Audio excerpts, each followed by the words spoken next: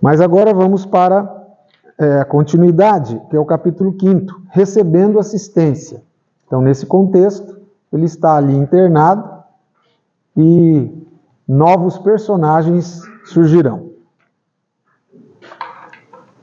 Recebendo assistência. É você o tutelado de Clarencio? A pergunta vinha de um jovem de singular e doce expressão. Grande bolsa pendente da mão, como quem conduzia apetrechos de assistência. Endereçava-me ele sorriso acolhedor. Ao meu sinal afirmativo, mostrou-se à vontade e maneiras fraternas acentuou. Sou Lísias, seu irmão. Meu diretor, o assistente Henrique de Luna, designou-me para servi-lo, enquanto precisar tratamento. É enfermeiro? Indaguei. Sou visitador dos serviços de saúde.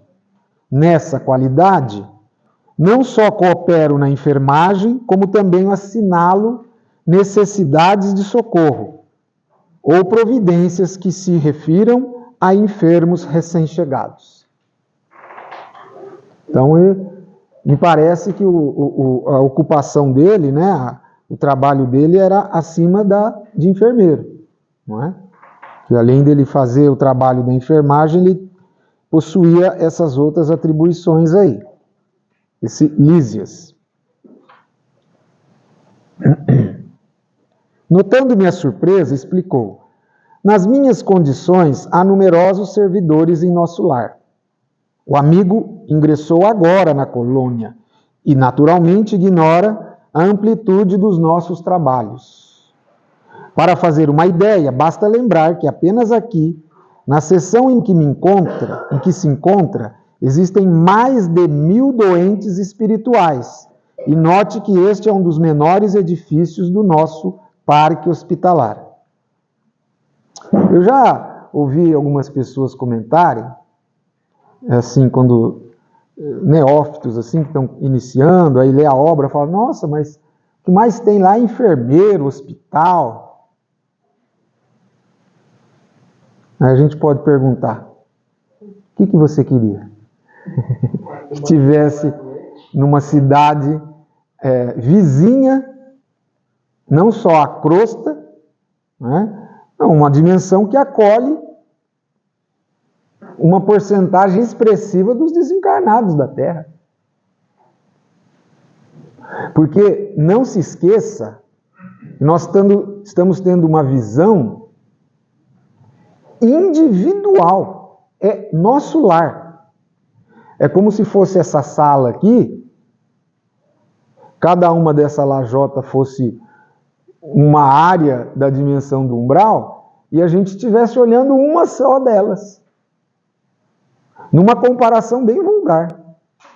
Porque o umbral, ele é, né, uma dimensão que, a nosso ver, para entendimento, envolve a Terra, então ele é esférico, mas na verdade o umbral é um planeta, é uma dimensão, não é?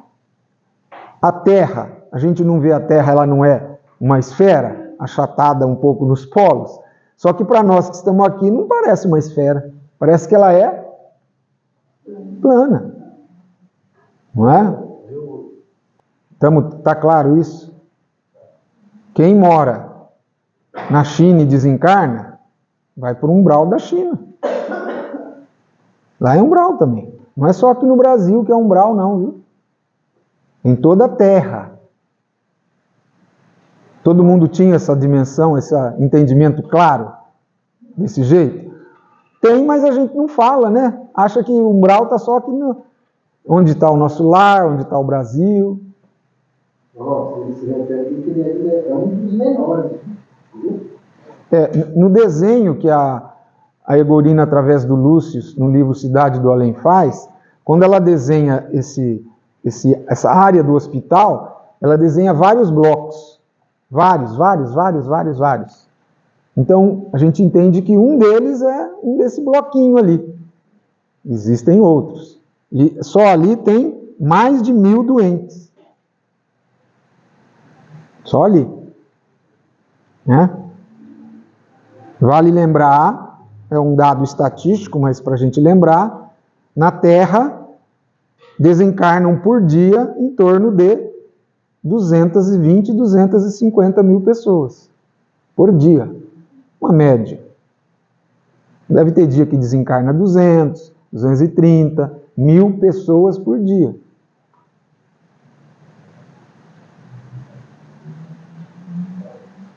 Chico falou que 3/4 da população fica por aqui.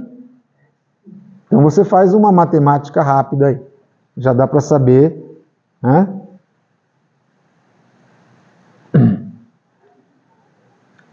Tudo isso é maravilhoso, exclamei. Adivinhando que minhas observações iam descambar para o elogio espontâneo, Lísias levantou-se da poltrona a que se recolhera e começou a auscultar-me atento, impedindo-me o agradecimento verbal. A zona dos seus intestinos apresenta lesões sérias, com vestígios muito exatos do câncer. A região do fígado revela dilacerações. A dos rins demonstra característicos de esgotamento prematuro. Então ele somou ao que o doutor Henrique já havia dito no capítulo anterior, né? Sorrindo bondoso acrescentou: sabe o irmão o que significa isso? Sim, repliquei. O médico esclareceu ontem, explicando que devo esses distúrbios a mim mesmo. Então, ontem. Então, André Luiz já estava, assim, se assenhorando de uma das importantes leis do mundo espiritual, né? Na verdade, lei da vida, né? A lei de ação e reação. Né? Ele já estava se assenhorando disso. Depois até ele vai, mais para frente, escrever um livro, né? Sobre essas questões. Reconhecendo o acanhamento da confissão reticenciosa, apressou-se a consolar. Na turma de 80 enfermos, a que devo assistência diária, 57 se encontram nas suas condições. É 70%. E talvez ignore que existem por aqui os mutilados. O que é uma pessoa mutilada? Que não tem alguma coisa. Em qual corpo? No perispírito. Então são mutilados. Já pensou nisso? Sabe que o homem imprevidente que gastou os olhos no mal aqui comparece de órbitas vazias? Que o malfeitor interessado em utilizar o dom da locomoção fácil, o malfeitor, nos atos criminosos experimenta a desolação da paralisia quando não é recolhido absolutamente sem pernas? Que os pobres obsediados nas aberrações sexuais costumam chegar em extrema loucura? Por que vocês acham que ele com tanta tranquilidade, sem dúvida alguma, fez essas afirmativas interrogativas? Por que ele afirmou categoricamente? A pessoa que faz isso lá, aqui chega assim.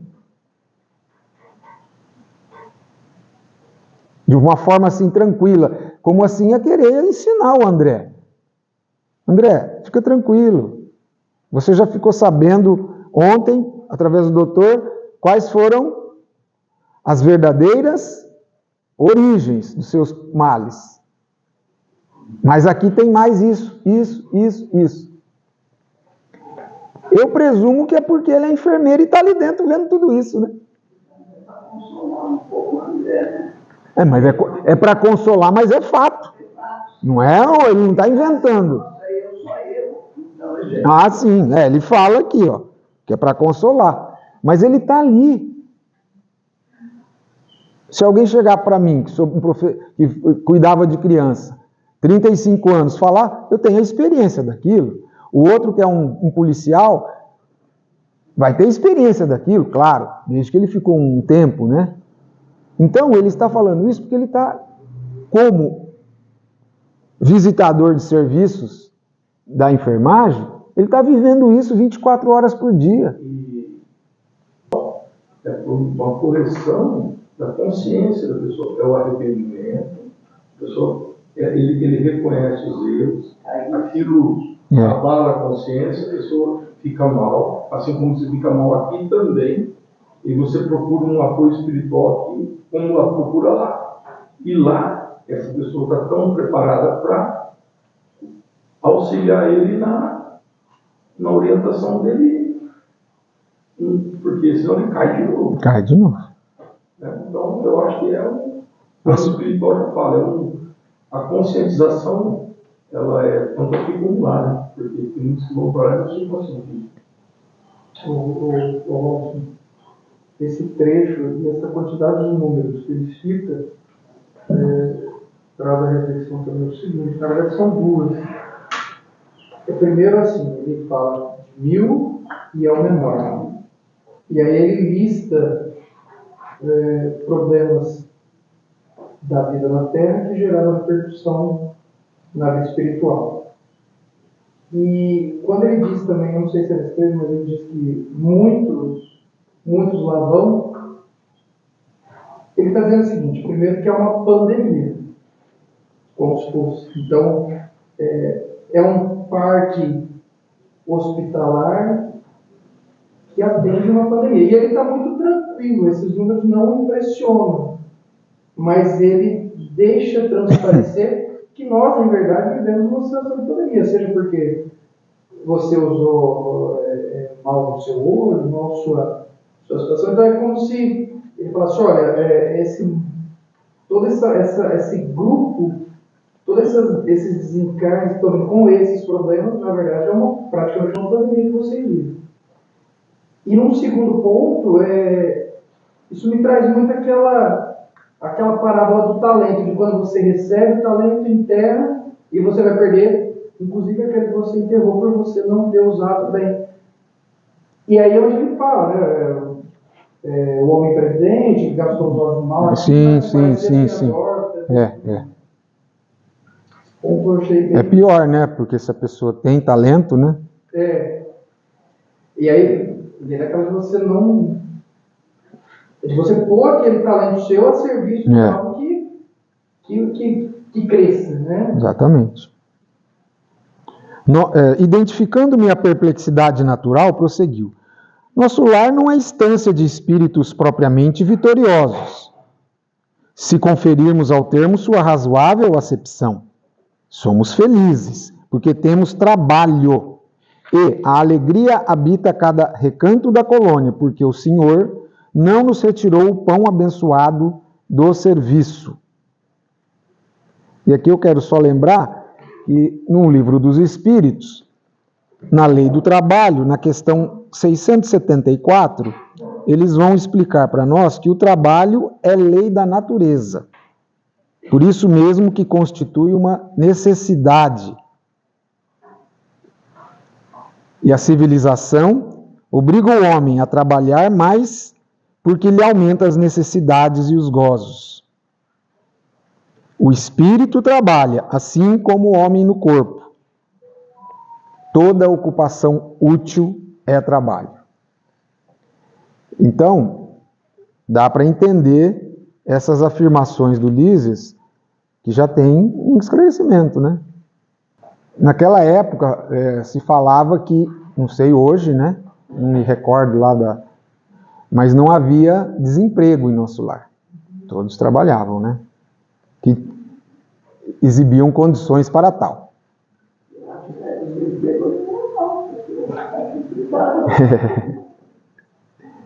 Eu acho assim, desempregada ninguém ficará lá, porque trabalho tem. Tem muito trabalho lá. Acontece que eu acho que o grande problema é você estar lúcido, equilibrado para o trabalho e querer. Porque às vezes você está até lúcido, mas infelizmente Imagina uma pessoa que desencarna, que nunca trabalhou, né? Que não gosta de trabalhar. Se bem que aí não vai ter muito equilíbrio, mas enfim. E aqui, ó, eu quero fazer mais uma consideração, viu, Cida? Essa pergunta aqui, ó, que também está muito, assim, afeta a nós aqui. Ele tangencia um pouco a questão que nós estamos abordando, mas é interessante. É a questão dessa própria lei do trabalho, 679, diz assim: achar-se-á isento da lei do trabalho o homem que possua bens suficientes para lhe assegurarem a existência? Que ele fala acima que o trabalho diretamente é para a pessoa poder ter a sua existência, o seu pão de cada dia, desenvolver a inteligência. Muito bem. Então, ele fala assim: do trabalho material, talvez, a pessoa pode estar isenta. Ele tem condições de não precisar trabalhar. Não, porém, da obrigação de tornar-se útil. Lembra da definição de trabalho? Toda ocupação útil. Conforme aos meios de que disponha, nem de aperfeiçoar a sua inteligência ou a dos outros, o que é também trabalho. Então, uma pessoa que se esforça para ensinar os outros numa escola, numa evangelização, está trabalhando. E isso, às vezes, dentro de uma igreja, dentro de um centro espírita, não é? Numa entidade de classe, onde ela oferece isso até de forma gratuita. Com seus vizinhos, seus amigos. Aquele a quem Deus facultou a posse de bens suficientes a lhe garantirem a existência, não está, é certo, constrangido a alimentar-se com o suor do seu rosto. Olha a lucidez do espírito na resposta. Mas tanto maior lhe é a obrigação de ser útil aos seus semelhantes. Quanto mais ocasiões de praticar o bem lhe proporciona o adiantamento que lhe foi feito. Né? E nesse aspecto eu pensei que eu sou uma pessoa aposentada, atendo a esses requisitos, então que eu abro o meu olho. Que eu abro o meu olho, porque a quem muito foi dado, tem tempo, tem condições, exatamente. Tem inteligência, tem capacidade, tem a vontade, não é? E esse pensamento, queira Deus, que se estenda até depois da encarnação, né?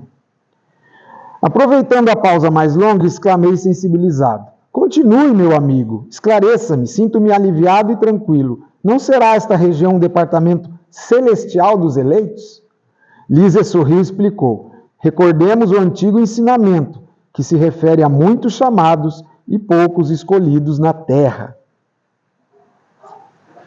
É a parábola das núpcias, né? Ele manda chamar, do festim de bodas, né? Ele manda chamar todo mundo, mas ninguém quer vir nas festas. Aí você já viu o que acontece. E vagueando o olhar no horizonte longínquo, como a fixar experiências de si mesmo no painel das recordações mais íntimas, acentuou: as religiões do planeta convocam as criaturas ao banquete celestial. Olha aí. Em sã consciência, ninguém que se tenha aproximado um dia da noção de Deus pode alegar ignorância nesse particular. Então, para nós, isso daí já é fora de dúvida, né? Oi. É importante deixar claro que o nosso lar é ecumênico, né? É ecumênico. Não é privilégio de espírito. Não. Né? Assim como Jesus é ecumênico. Assim como Jesus, ele não Incontável é o número dos chamados, meu amigo. Mas onde os que atendem ao chamado? Com raras exceções, a massa humana prefere aceder a outro gênero de convite. Gasta-se a possibilidade nos desvios do bem, agrava-se o capricho de cada um, elimina-se o corpo físico a golpes de reflexão.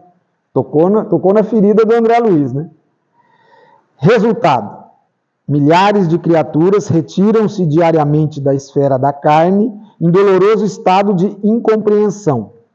Multidões sem conta erram em todas as direções nos círculos imediatos à crosta planetária, constituída de loucos, doentes e ignorantes. Então, que bom, mas ao mesmo tempo que responsa, mas que bom que nós estamos nesse aspecto adiante de André Luiz, que nós estamos ouvindo essas conversas encarnados.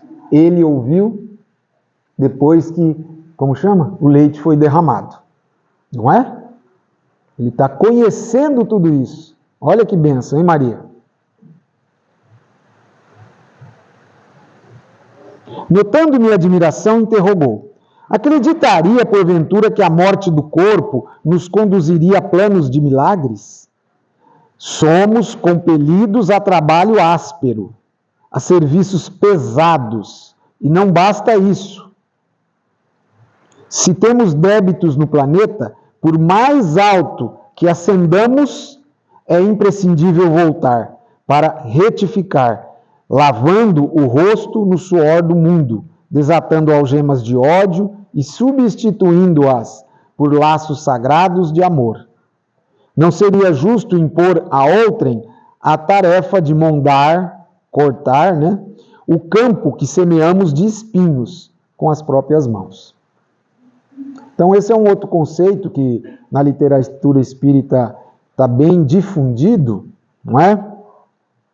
Que, por mais que o espírito avance em vários campos do conhecimento, da fé, até da caridade, mas se ele tem algo aqui que o prenda, que o algema, ele tem que reencarnar.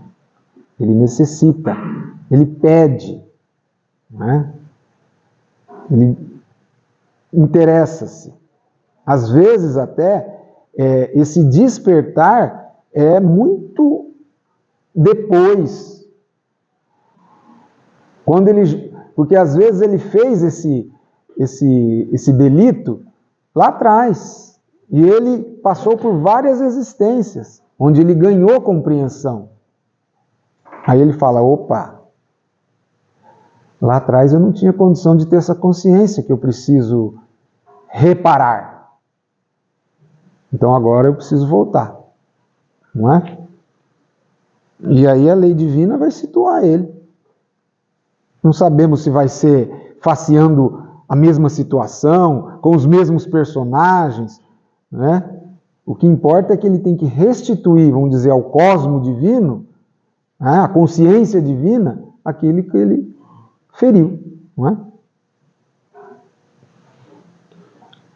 Abanando a cabeça, acrescentava: caso dos muitos chamados, meu caro, o Senhor não esquece homem algum, todavia raríssimos homens o recordam. Acabrunhado com a lembrança dos próprios erros, diante de tão grandes noções de responsabilidade individual, objetei. Noções de responsabilidade individual. É isso. Responsabilidade. É isso que a gente ganha, à medida que avançamos no conhecimento espírita. Temos mais responsabilidades. Como fui perverso! Contudo, antes que me alongasse noutras exclamações, o visitador colocou a destra carinhosa em meus lábios, murmurando: cale-se, meditemos no trabalho a fazer. No arrependimento verdadeiro, é preciso saber falar para construir de novo. Em seguida, aplicou-me passes magnéticos atenciosamente, fazendo os curativos da zona intestinal, esclareceu: não observa o tratamento especializado da zona cancerosa? Pois note bem, toda medicina honesta é serviço de amor, atividade de socorro justo, mas o trabalho de cura é peculiar a cada espírito. Viu aí, Zé?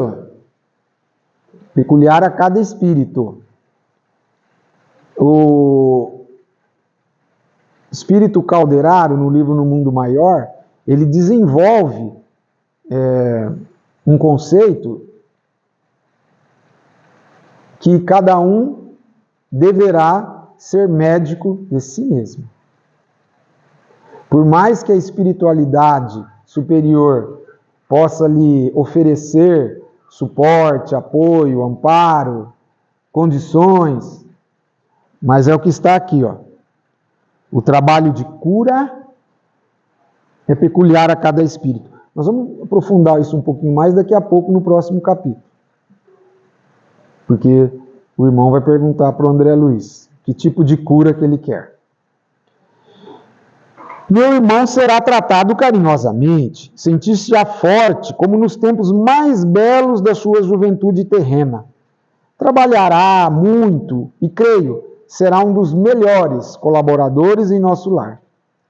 Entretanto, a causa dos seus males persistirá em si mesmo, ó condicional, até que se desfaça dos germes de perversão da saúde divina. Então tem a saúde divina, tem os germes que pervertem essa saúde divina, que agregou ao seu corpo sutil, perispírito, pelo descuido moral e pelo desejo de gozar mais que os outros. A carne terrestre, onde abusamos, é também o campo bendito, onde conseguimos realizar frutuosos labores de cura radical, quando permanecemos atentos ao dever justo. Então, adicionando ao que o Zelão falou aí da cura e tal, às vezes a cura não é possível de ser feita. E digo mais, não é às vezes, é na maioria das vezes. A cura não é possível de ser feita no mundo espiritual. Então, por isso que ele fala aí, ó, repetindo, a carne terrestre, onde abusamos. Ou seja, a gente aqui adquire a doença. Porque na leitura a gente pouco ia falar, né? Sim, fazendo uma comparação com o nosso plano, instrumentalização, decisão, né? Mas tem também. Tem também? Tem. Somente nos casos, às vezes, mais graves, né? Mas a melhor é a reencarnação. Porque é onde o perispírito, ele vai ter que se reformar. Ele sofre para os parâmetros, note bem, de reencarnação da dimensão que nós estamos. O perispírito sofre o restringimento, não é? A redução perispiritual, para depois ele voltar a se desenvolver. E neste fenômeno de ir crescendo, se desenvolvendo, é a oportunidade que ele tem de se refazer, não é? A carne terrestre, só relendo aqui, ó, onde abusamos é também o campo bendito onde conseguimos realizar frutuosos labores de cura. Então, quer dizer, a reencarnação. Exatamente.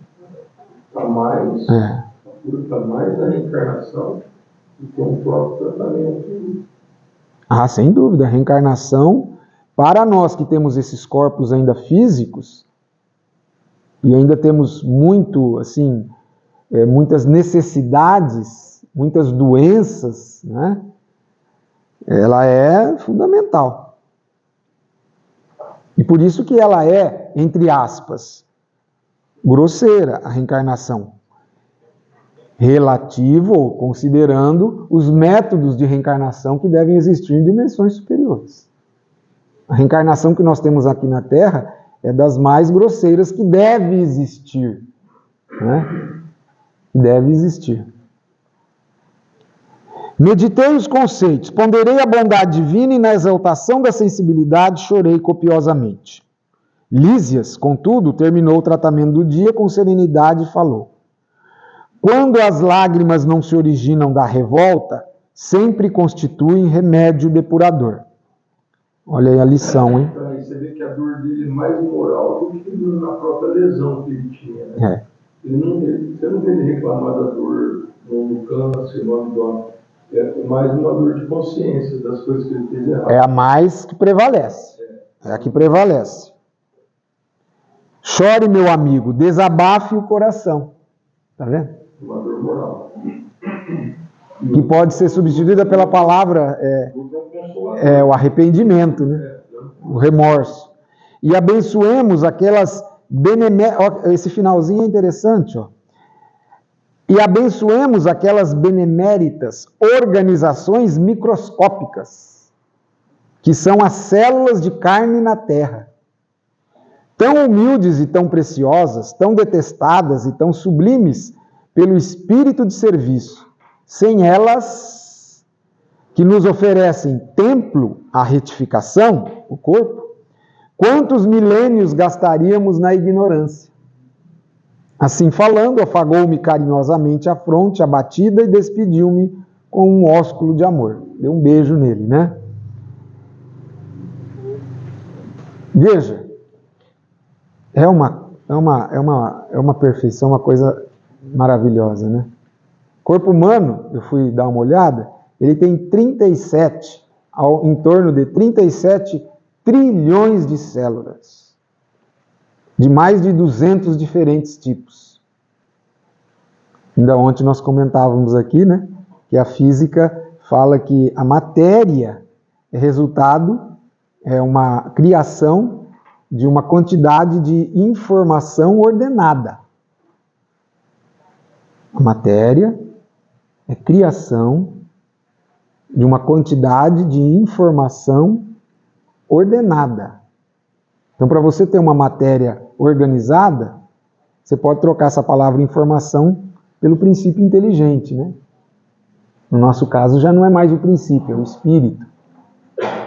Lembramos que o espírito organiza a matéria. Não é a matéria que organiza o espírito.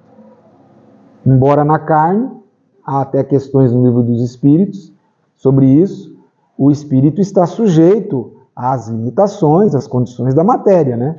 Dirá aí um espírito com necessidades especiais, né? Mas é o espírito que organiza.